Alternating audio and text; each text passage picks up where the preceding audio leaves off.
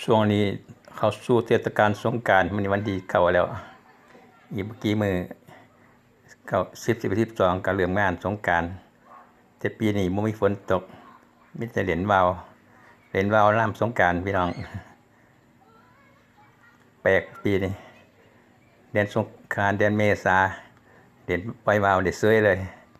ว่าวสนิทบ่มีหางว่าวจุฬาขึ้นสูงคือเก่าเล่นว่าวยามเดือนเมษาเทศกาลสงกรานต์แทนที่จะเล่นสงกรานต์ปีนี้มาเล่นว่าวกันพี่น้องช่วงนี้บ่มีฝนเลยทั่วประเทศไทยบ่ค่อยมีฝนแล้วหลังจากสงกรานต์ไปฝนแล้วน่าจะมีฝนกลับขึ้นมาวันนี้ก็เบิ่งว่าปล่อยว่าวยามฤดูร้อนฤดูเทศกาลสงกรานต์เดือนเมษายนต้นปีใหม่พี่น้องเอ้ยพะนะแปลกประหลาดเคยมีแต่ก่อนสงกรานต์มาเล่นว่าวต่อไปอันนี้เป็นว่าวจุฬาลมก็มีพ่อขึ้นอยู่อากาศก็ร้อนช่วงมื้อนี้38-39 องศาแล้ว